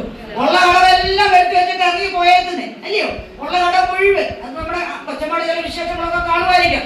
ഏത് ആദായക്കട എന്ന് പറയുമ്പോൾ നമ്മളെ ഓടും അല്ലേ? അത് അവരെടുത്ത് വെച്ചേക്കുന്ന ആദായക്കട എന്ന് പറഞ്ഞ അർത്ഥം എന്താ? അവർക്ക് ആദായമാണ്, നമ്മൾ എന്തെങ്കിലും നമുക്ക് ആദായമാണ്. പാമ്പടി അച്ഛൻ ആ പുള്ളി ഒരു മാസത്തിൽ ഉണ്ടാക്കാൻ പല കാര്യങ്ങൾ മനസ്സിലായിട്ടുണ്ടായിരിക്കും. നമ്മൾ തൊത്തത് കൊടുത്തു അച്ഛായ അവിടെ ആദായം. അച്ഛായ ഇവിടുത്തെ കോളേജിൽ അങ്ങോട്ട് പോകുന്ന ഒരു കൊച്ചു കടയുണ്ട്, അത് ആദായക്കട അല്ലേ? അത് അവർക്ക് ആദായം. ഞാനും എന്റെ കറിയായിട്ട് ഒരിക്കൽ ഒരു സാരി എടുക്കുമ്പോൾ പക്ഷെ വീട്ടിൽ വന്നപ്പോ എനിക്ക് മനസ്സിലായി 3 കഴിയുമ്പോഴത്തേക്ക് അവർക്ക് ആദായമായി അല്ലേ? അപ്പൊ ഈ ആദായ കട എന്നൊക്കെ പറയുന്നതോട് നമ്മുടെ ആര് പോയി കാണും? നവോമി പോകാൻ സാധ്യത. അങ്ങനെ ആ കുടുംബം എന്തോ ചെയ്തു? വളരെ സാമ്പത്തിക പ്രതിസന്ധി കൂടി കടന്നു പോകേണ്ടിയ എല്ലാം അടിമയുടെ കയ്യിലായി. അവൾ ഒരു വീണ്ടെടുപ്പുകാരനെ ആവശ്യമായിരുന്നു. പ്രിയപ്പെട്ടോട് ഞാൻ കാര്യം സാക്ഷ്യം പറയട്ടെ, ഒരു കാര്യം പറയട്ടെ. നമുക്ക് ലഭിച്ച നന്മകൾ കൊണ്ട് നമ്മുടെ വരുമാനം അറിഞ്ഞ് ചെലവഴിക്കാൻ നമ്മൾ പഠിക്കണം. വരുമാനത്തിൽ നിന്ന് നമ്മൾ ചെലവഴിക്കാൻ. ഇതൊരു സുവിശേഷ പ്രസംഗം എനിക്കറിയാം, പക്ഷേ ഈ സുവിശേഷ പ്രസംഗത്തിനിടയ്ക്ക് ഇങ്ങനെയൊക്കെയുള്ള ചില ടിപ്പൂടെ പറഞ്ഞു തന്നില്ലെങ്കിൽ അച്ചായന്മാരെന്തോ ചെയ്യും? വയ്യാകാലമായി പോയിട്ടുണ്ട്. അതുകൊണ്ട് അവരെ കൂടെ ഓർത്തൊക്കെയാ ഞാൻ ഈ കാര്യങ്ങൾ പറയുന്നത് അല്ലെ? ഈ സ്വന്തമായിട്ടൊക്കെ തന്നിട്ട് വിടുമ്പോ അതിന് മുതലേ ഓർക്ക് വേണ്ടേ? അപ്പൊ അതിന്റെ കാര്യങ്ങളോട് കാര്യം പറയുന്നുണ്ട്. നമുക്ക് ലഭിക്കുന്ന നന്മകൾ സ്വതം ചോർന്നു പോകാൻ 100 വഴിയുണ്ട്. പക്ഷെ അത് ചോർത്തി പോകാതിരിക്കണമെങ്കിൽ ഒരു സ്ത്രീയുടെ കഴിവാണ്. ഒരു സ്ത്രീ ഇവിടെ നമ്മൾ വായിച്ച വാക്യത്തിൽ ഞാൻ നിന്നിട്ട് പോകും അല്ലേ? അതാണ് ഏറ്റവും പ്രത്യേകത. മറവിയുടെ മറ്റൊരു പ്രത്യേകത 4 വരുന്ന വാക്യത്തിൽ വായിച്ചു, ഒരു ഗ്രഹം പണിയുന്നു. എന്താ അവിടെ സത്യത്തിൽ പറഞ്ഞത്? യാക്കോബിന്റെ പേരല്ലേ വരുന്നത്? ഇസ്രായേൽ ഗ്രഹം പണിത് ആരാ? യാക്കോബിന്റെ പേരല്ലേ വരണ്ടേ അല്ലേ? അന്ന് പുരുഷ മേധാവിത്വമുള്ള ഒരു മെയിൽ ഡോമിനേറ്റഡ് സൊസൈറ്റി. അവിടെ പേര് വരുന്നത് യാക്കോബിന്റെ. പക്ഷെ പരിശുദ്ധാത്മ അങ്ങനെ എഴുതിയില്ല. എനിക്ക് അതുകൊണ്ട് ഭയങ്കര സന്തോഷമാണ്. അവിടെ യാക്കോബ് തന്നെ എനിക്ക് അത്ര സന്തോഷം വരുത്തില്ലായിരുന്നു. പക്ഷെ അവിടെ എഴുതി വെച്ചേക്ക എന്താ? റാഹേലും ലേവിയും. ഭർത്താവ് പോലും വേണ്ട എന്ന് പറഞ്ഞൊരു സ്ത്രീയുടെ പേര് ദൈവത്തിൽ എഴുതി. അരിഷ്ടന്ന് കണ്ടപ്പോൾ ദൈവങ്ങളെ ഓർത്തു. അവരുടെ പേര് ദൈവത്തിന്റെ മനസ്സിൽ എഴുതി വെച്ചു. പ്രിയപ്പെട്ടവരെ, നമ്മൾ ലോകത്തിൽ അരിഷ്ടമായിരിക്കാം, പക്ഷെ ദൈവത്തോട് വിശ്വസ്തരാ നിന്റെ പേര് എഴുതാനെടുത്ത് എഴുതി ചേർക്കുന്നത് ദൈവത്തിന്റെ സ്തോത്രം, കർത്താവിന്റെ മഹത്വം. അവന്റെയും ാഖയിലുമല്ലോ ഇസ്രായേൽ ഗ്രഹം പണിത്. സഹോദരിമാരായ നമുക്ക് ഗ്രഹം പണിയിൽ വലിയൊരു സ്ഥാനമുണ്ട് അല്ലെ? നമ്മുടെ കുഞ്ഞുങ്ങളെ കർത്താവിന്റെ സന്നിധിയിൽ നിർത്തുവാനും വളർത്തുവാനും കർത്താവിന് കാഴ്ചവെക്കാനും ഉള്ള വലിയ ഉത്തരവാദിത്വം നമുക്കുണ്ട്. സ്തോത്രം. ഞാൻ എന്റെ ഒരു അനുഭവം കൂടെ പറഞ്ഞു മുന്നോട്ട് പോട്ടെ. നിങ്ങൾക്കൊക്കെ അറിയാം, ഞങ്ങളുടെ മൂത്ത മകൾ ദൈവസന്നിധിയിൽ ചേർക്കപ്പെട്ടു. അത് വിവരിക്കാൻ ആഗ്രഹിക്കുന്നില്ല, ഒത്തിരി സമയം അതിനൊക്കെ വേണം. അപ്പൊ ഞാൻ വിവരിക്കാൻ ആഗ്രഹിക്കുന്നില്ല. സ്തോത്രം. ഈ ഗ്രേസി എന്റെ കുഞ്ഞിനെ സ്വന്തം അമ്മയെ പോലെ നോക്കി ഒത്തിരി ഈ ഗൾവയിലെ എന്റെ സഹോദരങ്ങളൊന്നും എനിക്ക് മറക്കാൻ പറ്റുന്നില്ല. അവരെല്ലാം ഞങ്ങളുടെ സഹോദരങ്ങളായിരുന്നു, എന്റെ അമ്മമാരായിരുന്നു. സ്തോത്രം. ഞങ്ങളുടെ വേദനയുടെ തീവ്രതയിൽ അതൊന്നും അറിയാതെ ഞങ്ങളുടെ സഹോദരന്മാർ ഞങ്ങളെ നോക്കുകയും ഞങ്ങളുടെ കുഞ്ഞിനെ നോക്കുകയൊക്കെ ചെയ്ത ദിനങ്ങൾ ഞാൻ ഓർക്കുന്നുണ്ട്. അവള് മരിച്ചു കഴിഞ്ഞിട്ട് അമ്മയല്ലേ അല്ലേ, മക്കളല്ലേ, എപ്പോഴും ഈ കുഞ്ഞിന്റെ ഡ്രസ്സ് കാണുമ്പോഴും എല്ലാം നമുക്ക് എന്തുണ്ടാവും? നമ്മുടെ ഹൃദയത്തിനകത്ത് വേദന വരും. അവിടെ പ്രായക്കാർ ചാടി ഇങ്ങനെ നടക്കുമ്പോഴൊക്കെ നമ്മുടെ ഉള്ളിൽ ഇങ്ങനെ വേദന വരും. അപ്പൊ അത് കണ്ടോണ്ട് നമ്മൾ അന്ന് ടി പി സാറ് ജീവിച്ചിരിക്കും, ടി പി എബ്രഹാം സാർ. അദ്ദേഹം ഞങ്ങൾ പറഞ്ഞു ഇവിടെ നിന്ന് വിട്ട് നിന്ന് എവിടേക്കൊക്കെ ഒന്ന് പോയി ഈ മനസ്സിന്റെ വിഷമമൊക്കെ ഒന്ന് മാറുമാറോടൊന്ന് വിട്ടു നിൽക്കാൻ പറഞ്ഞു. അങ്ങനെ ഞങ്ങൾ രാജസ്ഥാനിൽ കർത്താവിന്റെ വേണ്ടി പോയി. അങ്ങനെ കുറച്ച് മാസങ്ങൾ അവിടേക്ക് പോകാൻ ഞങ്ങളുടെ സഹോദരങ്ങളൊക്കെ ഉണ്ട്. ഞങ്ങൾ അവിടെ പോയി കർത്താവിന്റെ ദാസൻ ദൈവവചനം പറഞ്ഞു. അതിനുശേഷം ഞാൻ എന്റെ സാക്ഷ്യം പറഞ്ഞു. ഇപ്പം മുമ്പിലിരുന്ന ഒരു അമ്മാമ, നല്ല സുന്ദരിയായ അമ്മാമ എന്തോ ചെയ്തു, കരയുന്നില്ല, നല്ലതായിട്ട് കരയോ സഹോദരി. ഇതെല്ലാം കഴിഞ്ഞപ്പോ ആ സഹോദരി മീറ്റിംഗ് എല്ലാം കഴിഞ്ഞപ്പോൾ ഓടി വന്നു. ഞാനപ്പോൾ പറഞ്ഞു എന്റെ കുഞ്ഞ് സ്വർഗത്തിൽ പോയി എനിക്ക് നല്ല ഉറപ്പാണ്. അവിടെ എനിക്ക് ഭൂമിയെ നഷ്ടപ്പെട്ടു, പക്ഷെ എന്റെ കുഞ്ഞ് സ്വർഗത്തിൽ പോയി എനിക്ക് നല്ല ഉറപ്പാന്ന് പറഞ്ഞു. ഇവിടെ കരയാൻ മീറ്റിംഗ് കഴിഞ്ഞ് ഓടി വന്ന് എന്നെ കെട്ടിപ്പിടിച്ചിട്ട് പറഞ്ഞു, ജെസ്സി യു ആർ ലക്കി, നിന്റെ മകൾ സ്വർഗത്തിൽ പോയോ. പക്ഷെ ഞാൻ ഹതഭാഗിയ ഒരു അമ്മ, എന്റെ കുഞ്ഞുങ്ങൾ നിത്യനരകത്തിലേക്ക് പോയെന്ന് സാക്ഷ്യം വഹിച്ച അമ്മയാണ് ഞാൻ. എന്നിട്ട് അമ്മയെ കരയോ. പിന്നെ കാര്യം വെച്ചും പറഞ്ഞു, അവരുടെ മക്കളൊക്കെ സിനിമാ ഫീൽഡിലൊക്കെ ഉണ്ട്. അവര് രാജസ്ഥാന രജപുത്ര കുടുംബങ്ങളെ കണ്ടുള്ളൊരു സ്ത്രീയാ. യേശുവിനെ കുറിച്ച് അറിഞ്ഞിട്ടില്ല, യേശുവിനെ കണ്ടിട്ടില്ല, ഒരു ജാതി പശ്ചാത്തലത്തിലുള്ള ഒരമ്മ. പക്ഷെ അമ്മ പറഞ്ഞു, ഒരു രാത്രി അമ്മ ഒരു സ്വപ്നം കണ്ടു. എന്താ സ്വപ്നം? ഒരു രാത്രിയിൽ എരിയുന്ന ഒരു തീച്ചൂളി നരകത്തിൽ കിടന്ന് വെന്തെറിയുന്ന മകന്റെ ഒരു ചിത്രം അമ്മ കണ്ടു. എന്നിട്ട് അമ്മയോട് ആ മകനോട് ചോദിച്ചു, അമ്മേ, യേശു എന്ന വ്യക്തിയെ എനിക്കൊന്ന് പരിചയപ്പെടുത്തി തന്നിരുന്നെങ്കിൽ ഞാൻ ഇവിടെ വരുമായിരുന്നോ? ചോദ്യം, യേശു എന്ന വ്യക്തിയെ ജീവിതത്തിൽ ഒരിക്കലെങ്കിലും എനിക്കൊന്ന് പരിചയപ്പെടുത്തി തന്നിരുന്നെങ്കിൽ. ഞാൻ ഒത്തിരി കരഞ്ഞു പോയി കേട്ടോ. അതെന്റെ ഹൃദയത്തിൽ ഇന്നും കുത്തുക ചോദ്യം. ഞാൻ ഇവിടെ വരുമായിരുന്നു. ചോദിച്ച ആരാ? 16 വയസ്സുള്ള ഒരു മകൻ ഒരമ്മയുടെ മുഖത്ത് നോക്കി എവിടെ കിടന്ന? നരകത്തിൽ കിടന്ന് ചോദിക്കുക. ഹബ വണ്ടടിച്ചു. അവൾ യേശുവിനെ കുറിച്ച് കേട്ടിട്ടില്ല, പിന്നെ ഞാൻ പരിചയപ്പെടുത്തി കൊടുത്തത്. അവൾ യേശുവിനെ കണ്ടിട്ടില്ല. അവൾ ജാതി കുടുംബത്തിൽ ജനിച്ച സ്ത്രീയാണ്. പക്ഷെ അവൾ അന്ന് ഒരു തീരുമാനമെടുത്തു, യേശു എന്ന് പറയുന്ന ആൾ ഈ ഗ്രാമത്തിൽ എവിടെയെങ്കിലും ഉണ്ടെങ്കിൽ, ആ യേശുവിനെ സേവിക്കുന്ന ഒരു ജനമുണ്ടെങ്കിൽ ഞാൻ അവിടെ പോയി ആരാധിക്കും, ഞാൻ ആ യേശുവിനെ അറിയും. ഇനി എന്റെ കുടുംബത്തിൽ ഒരൊറ്റ വ്യക്തി പോലും നരകത്തിൽ പോകാതെ ഒരമ്മ എന്നിലെ ഞാൻ അനുവദിക്കട്ടെ എന്നുള്ള തീരുമാനമെടുത്തു. അമ്മയുടെ പേര് ത്രേസ്യാമെന്നാക്കി പിന്നെ കേട്ടോ. ആ രാജസ്ഥാനിന്റെ ഗ്രാമങ്ങളിലൊക്കെ ആ അമ്മയുടെ സുവിശേഷത്തിന്റെ ശക്തിയുടെ സാക്ഷിയായി തീർന്നു. അവിടെ ജീവിതത്തിന്റെ അവസാനം വരെ അവിടെ യേശുവിനെ ആരാധിച്ചു. ഞങ്ങൾ അങ്ങനെയാണ് ആ സഭയിൽ വെച്ച് അവളെ കാണാൻ വിചാരിച്ചത്. അപ്പം നരകത്തിൽ കടന്നുകൊണ്ട് എന്തുകൊണ്ട് സാക്ഷ്യം പറയും, ആ പയ്യൻ സാക്ഷ്യം പറയും. പക്ഷെ നഷ്ടമായില്ലേ? ഇനി ഒരിക്കലെങ്കിലും ആ മോനെ അമ്മയ്ക്ക് തിരിച്ചു കിട്ടുമോ? ഒരു ബൈക്ക് ആക്സിഡന്റിൽ അവൻ നഷ്ടപ്പെട്ടു പോയത്. പ്രിയപ്പെട്ടവരെ, ഞാനിത് അവിടെ അങ്ങ് രാജസ്ഥാനിൽ അവിടുത്തെ ഒരു ഗ്രാമത്തിൽ കിടന്ന ഒരു അമ്മയെ കുറിച്ച് നിങ്ങളോട് പറഞ്ഞു. പക്ഷെ നമ്മൾ ഓർത്തിരിക്കുക, നമ്മുടെ ഉദരത്തിൽ നിന്ന് പുറപ്പെട്ട കുഞ്ഞുങ്ങളുടെ അവസ്ഥ എന്താ? ഈ കുഞ്ഞുങ്ങൾ നിത്യനരകത്തിലേക്ക് പോയാൽ നമ്മുടെ ആയുസ് എന്താ? ഒരായുസെല്ലാം ഓടി. പക്ഷേ നമ്മുടെ കുഞ്ഞുങ്ങൾ ദൈവരാജ്യത്തിൽ നമ്മോടൊപ്പം ഇല്ലെങ്കിൽ നമ്മുടെ ജീവിതം വ്യർത്ഥമായില്ലേ? ഞാൻ ഓടിയത്, ഞാൻ പ്രസംഗിച്ചത്, ഞാൻ ഈ മൈക്ക് കൈപ്പിടിച്ചതെല്ലോ വ്യർത്ഥമായില്ലേ? നമ്മുടെ തലമുറകൾ നമ്മളോടൊപ്പം നിത്യരാജ്യത്തിൽ കാണുക. നമുക്ക് പ്രാർത്ഥിക്കാം, അവരോട് പ്രാർത്ഥിക്കാം. അതുകൊണ്ട് യേശു പറഞ്ഞത്, യെരൂശലേം പുത്രിമാരെ, നിങ്ങൾ എല്ലാ ചോദ്യമൊന്നും അല്ല കരയണ്ടേ, നിങ്ങളുടെ ഈ തലമുറയെ കുറിച്ച് നിങ്ങൾ കരയാൻ പറഞ്ഞത്. ഇത് പകരം നമുക്ക് കരയാം, അല്ല നമ്മുടെ തലമുറയെ ഓർത്ത് കരയാം. ദൈവമേ, ഈ കുഞ്ഞുങ്ങൾ ദൈവത്തിന് ചെല്ലുവോളം അവർക്ക് വേണ്ടി മധ്യസ്ഥണിക്കണം. അമ്മയുടെ കണ്ണിന് ഭയങ്കരമാണ് കേട്ടോ. അമ്മയുടെ കണ്ണിനെ കുറിച്ച് പറഞ്ഞാൽ ഒത്തിരി കാര്യങ്ങൾ പറയേണ്ടതുണ്ട്. ഞാൻ എന്റെ അനുഭവങ്ങൾ ഇങ്ങനെ പറഞ്ഞല്ലോ. പിന്നെ സമയമുണ്ടെങ്കിൽ വേറെ ഓരോ കാര്യങ്ങൾ പറയാം. 2-ാം അധ്യായത്തിന്റെ 1-2 വാക്യങ്ങൾ വായിക്കാം. 2-ാം അധ്യായത്തിന്റെ 8-ാം വാക്യങ്ങൾ.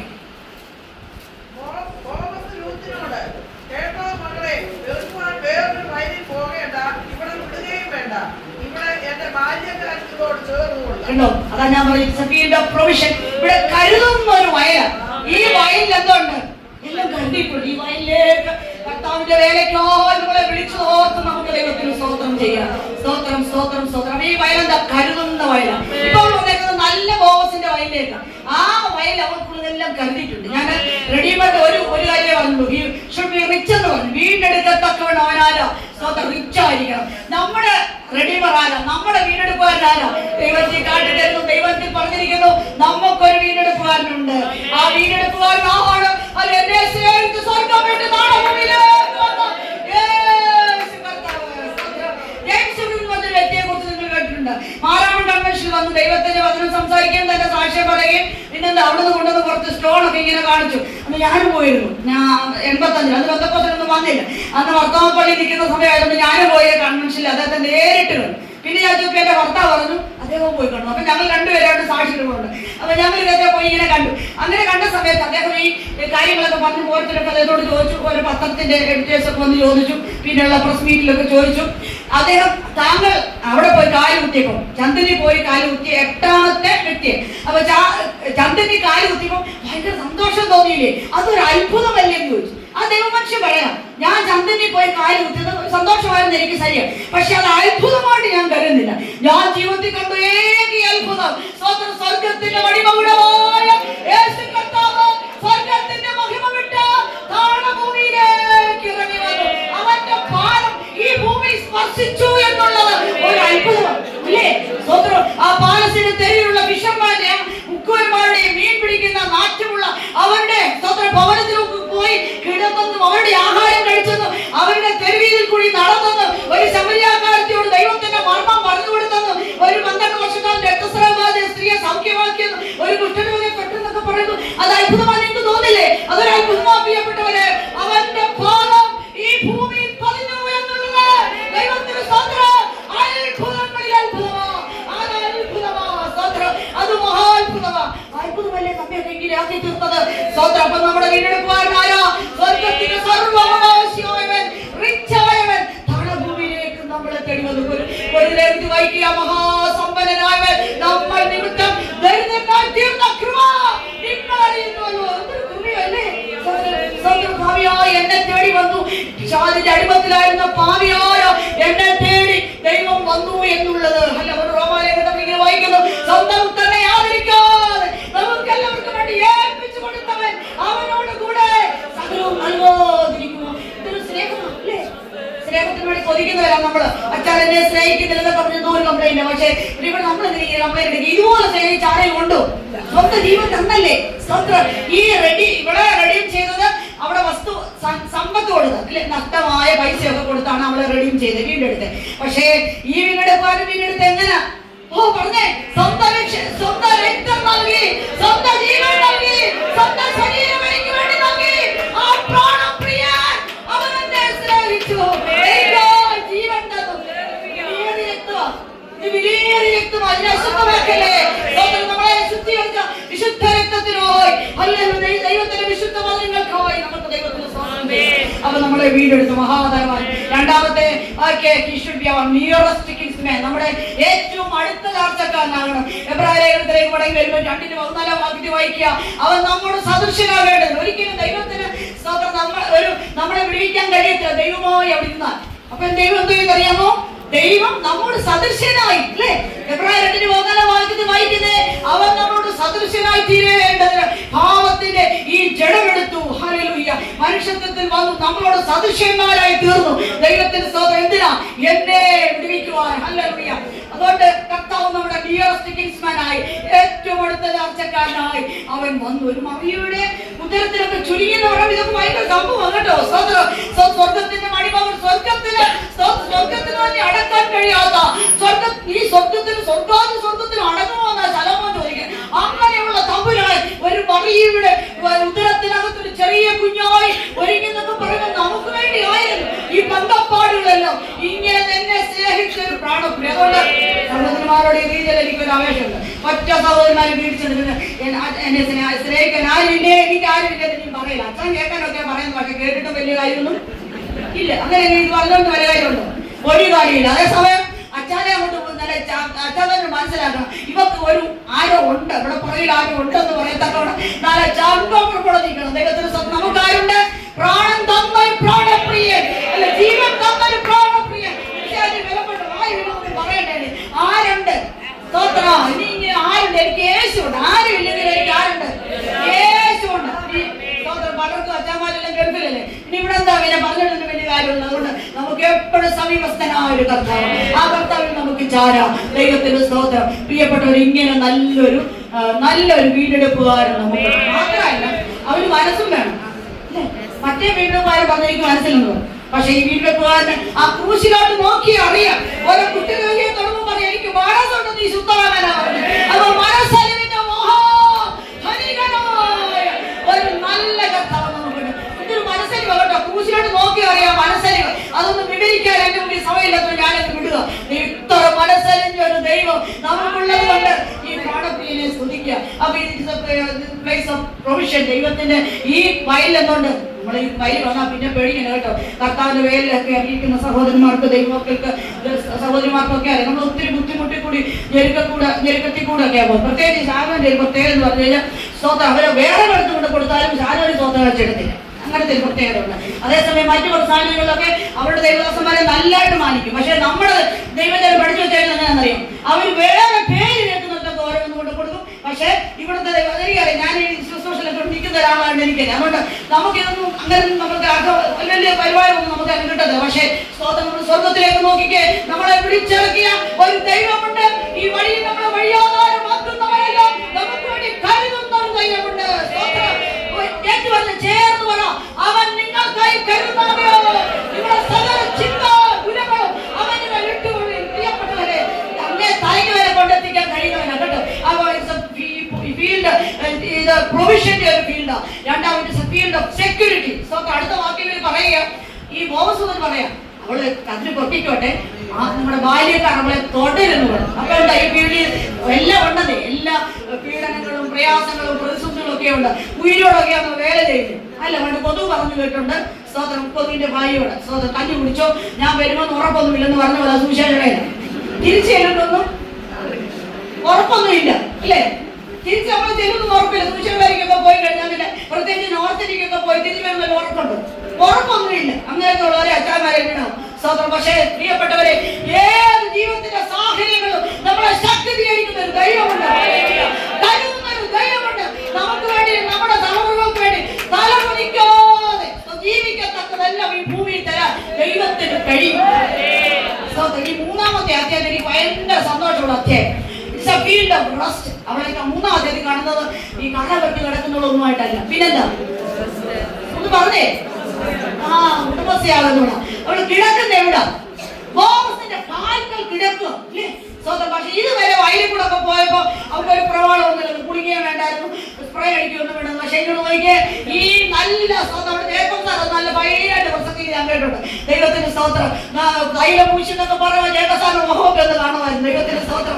അപ്പൊ പ്രിയപ്പെട്ടവരെ, ഈ നമുക്ക് സ്തോത്രം ഈ നല്ല ബോസിന് എടുത്തു പോകണം. എന്തോ വേണം?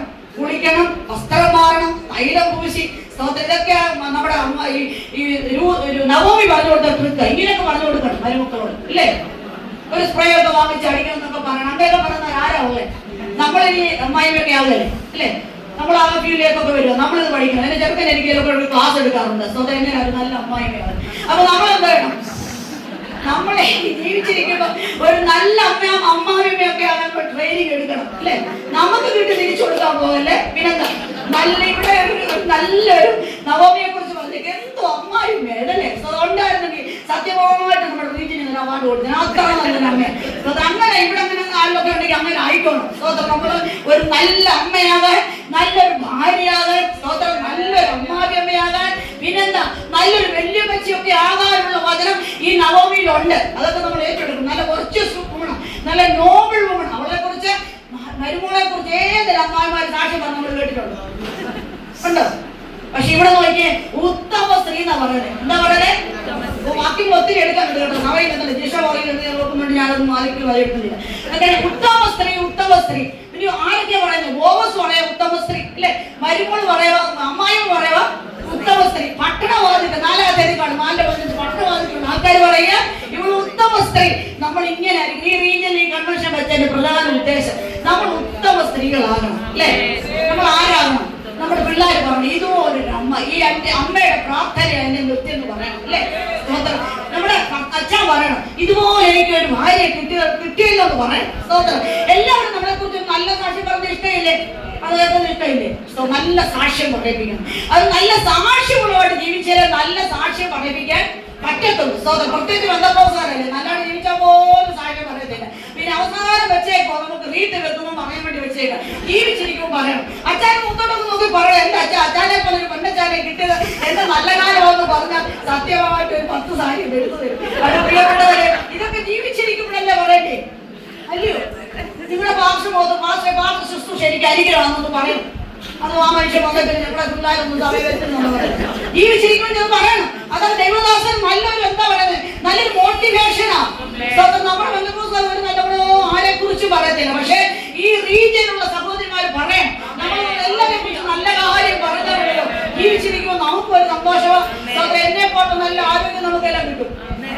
ദൈവത്തിന് സ്തോത്രം. പ്രിയപ്പെട്ടവരെ, അവിടെ നമ്മൾ നല്ല അനുഗ്രഹിക്കപ്പെട്ട ഉത്തമ സ്ത്രീകളായി തീരുവാൻ ദൈവം ആഗ്രഹിക്കും. ഞാനിവിടെ നിർത്തുക.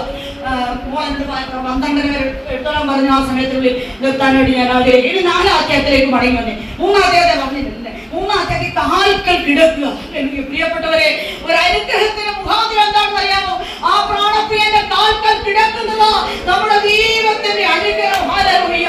അവൻ രാത്രി വന്ന പുതപ്പെന്താ കാണിക്കുന്ന അറിയാമോ? അംഗീകാരത്തെ കാണിക്കുക അല്ലേ?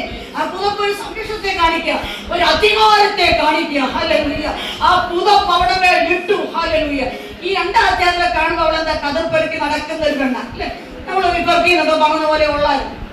അവൾ അവരുടെ ജീവിതത്തിന്റെ നിവൃത്തികേട് കൊണ്ട് ഈ അമ്മായിക്ക് കൂടെ കഞ്ഞി കുടിക്കണ്ടായിരുന്നു. ഞാനവിടെ ഇങ്ങനെ വായിച്ചു തരിച്ചിരുന്നു. കർത്താവേ, വേറെ ഏത് സ്ത്രീയാണ് ഇവിടെ അന്യമായ സ്ഥലമല്ലേ? അമ്മ ചോദിച്ചല്ലോ കഞ്ഞി കൊടുക്കണമെല്ലാം പറഞ്ഞേ ഇല്ലേ? അമ്മച്ചി പോയി കഞ്ഞി കൊടുക്കണം. ഞാനിവിടെ ഇരിക്കാം. പിന്നെന്താ ഒറ്റ അരിയിടാം അല്ല? അമ്മച്ചി ഒന്ന് അരിയിടാൻ പറഞ്ഞേ അല്ല? അങ്ങനെയല്ലേ പറയുന്നത്? ഇവിടെ പോയിക്ക് അവള് നന്നായിട്ട് ആ അമ്മായിയെ ശുശ്രൂഷിച്ചു.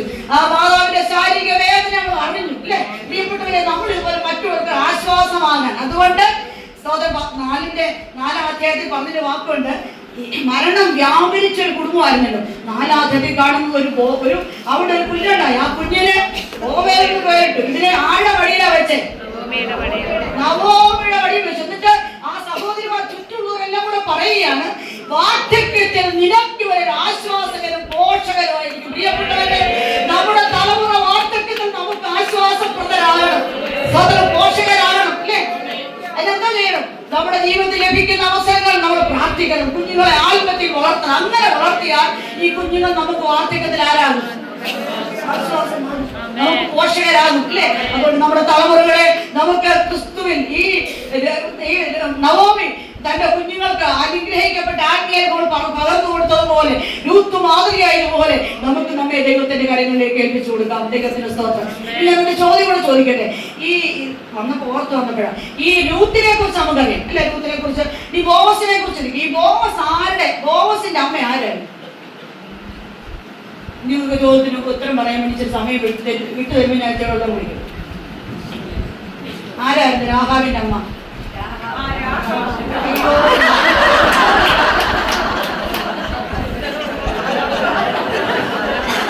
ഞാനാ വണ്ടിയായി പോയത്. ക്രിസ്മസ് ഭയങ്കര പൊട്ട ക്രിസ്മസ് ആയി പോയി. രാഹാബിന്റെ അമ്മയാണെന്ന് ചോദിച്ചാൽ പോട്ട്. അപ്പൊ നിങ്ങൾക്ക് മനസ്സിലായി, മുമ്പിൽ നിൽക്കുന്ന ആൾ ഇത്ര ഉള്ളത് മനസ്സിലായല്ലോ.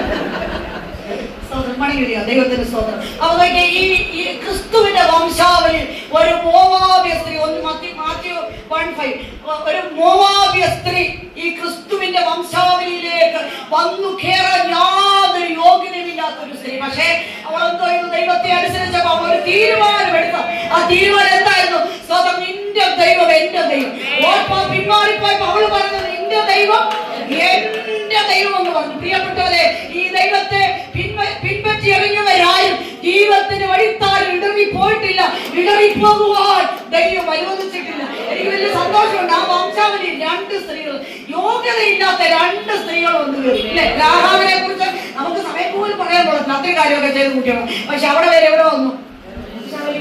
ഇനി രൂത്തിനെ കുറിച്ച് 10-ാം തലമുറയിൽ പോലും ഈ ശാലോന്റെ പടിവാതിൽ കയറ്റിയെന്നാ പറഞ്ഞേക്കുന്നത്. പക്ഷെ അവിടെ എവിടെ വന്നു? ക്രിസ്തുവിന്റെ വംശാവലി വന്നു. ഇനി ഭാവികളും ദോഷികളുമായി യാതൊരു യോഗ്യതയില്ലാത്ത നമ്മളെ തമ്പുരാൻ ഈ വംശാവലി നമ്മളെത്ര ശ്രദ്ധയിലാണെന്ന് അറിയാമോ? വായിച്ചല്ലോ, ഇസ്രായേലിന്റെ ചെറിയ കീഴിൽ ആശ്രയിച്ചു വന്നിരിക്കുന്ന നിലക്ക് അവൻ പൂർണ്ണ പ്രതിഫലം തരുമാറാകട്ടെ.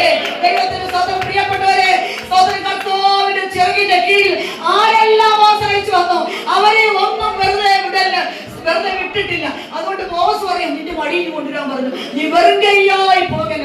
3:17 വാക്യത്തിൽ അവള് പറയുക, ആ വെല്ലുവിളിച്ച് പറയുക, അല്ലെങ്കിൽ ആ നവോമി പറയുക, സ്വതന്ത്രം ഇവൻ ആരാ? ബോസ്. നിന്റെ കാര്യം എന്തായി തീരുവോ എന്നറിയോളം നീ അനങ്ങാതിരിക്കുക.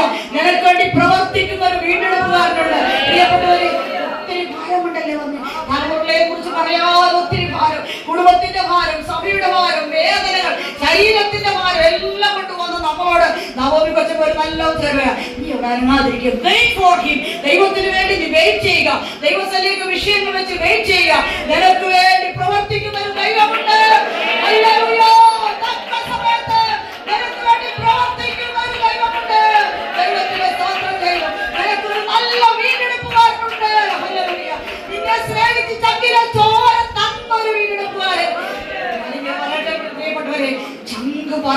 നല്ലൊരു ചങ്ക് നമുക്കുണ്ട് കേട്ടോ.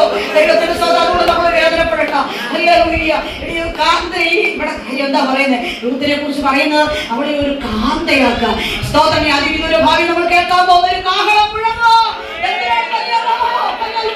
നമ്മെ അവന്റെ അരികിൽ ചേർക്കാൻ ജീവൻ കൊടുത്ത പ്രാണപ്രിയൻ നമുക്ക് വേണ്ടി ഇറങ്ങി വരാൻ സമയമായി. അവന്റെ കാഹളം കേൾക്കാൻ സമയമായി. അതിനുവേണ്ടി ഒരുക്കപ്പെട്ടിട്ടുണ്ടോ സഹോദരിമാരെ? ഞാനൊരു സുവിശേഷ വേലക്കാരത്തിയായതുകൊണ്ട് ഞാൻ ആ ഒരു ധർമ്മം കൂടെ നിറവേറ്റി ദൈവത്തിലിരിക്കുക. കർത്താവിന്റെ വരവിന് വേണ്ടി നീ ഒരുങ്ങിയിട്ടുണ്ടോ? ഹല്ലേലൂയ.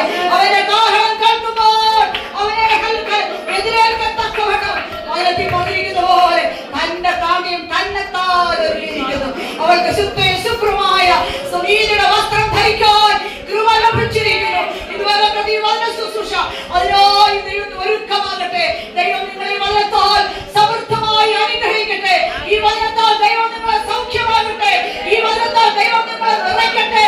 ഈ വചനത്താൽ ദൈവം നിങ്ങളെ തലമുറകളെ വിടുവിക്കട്ടെ. യേശുവിന്റെ നാമത്തിൽ ഒരു മിനിറ്റ് ഞാൻ പ്രാർത്ഥിച്ച് ദൈവസന്നിധിക്കാൻ ആഗ്രഹിക്കുക. സ്തോത്രം. സ്തോത്രം. എല്ലാ സഹോദരിമാർ ഒരുമിച്ച് എഴുന്നേറ്റ് സഹോദരിമാർക്ക് വേണ്ടി പ്രാർത്ഥിച്ച് സ്തോത്രം. ഈ ഒരു വിടുതലുകൾ നിങ്ങളുടെ നടുവിൽ വ്യാപരിക്കുന്ന പരിശുദ്ധാത്മാവിനോട് വ്യക്തമായി പറഞ്ഞുകൊണ്ട് എന്റെ സഹോദരിമാർ വന്നതുപോലെ മടങ്ങിപ്പോകുന്നു. ഈ വചനത്തിന്റെ നിറവ് സ്തോത്രം. വചനത്തിന്റെ നിറവിന് വേണ്ടി അധിക സമയമൊന്നും വേണ്ട കേട്ടോ. ആ ശതാധിപൻ പറഞ്ഞിട്ട് ഒറ്റ വാക്ക് മതിയെന്ന്. ഹല്ലേലൂയ. യേശുവിന്റെ ഒറ്റ വാക്ക് നിങ്ങളെ സൗഖ്യമാക്കും. എനിക്കറിയാം ഇവിടെ ബലഹീനതയോടുള്ള സഹോദരിമാരുണ്ട്.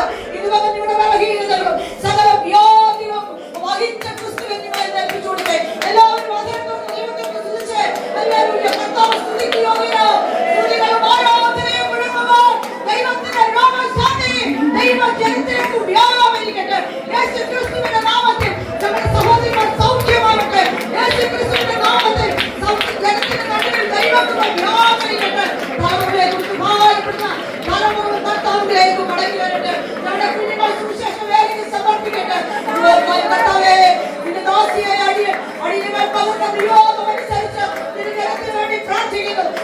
സൗഖ്യം പ്രാപിക്കട്ടെ.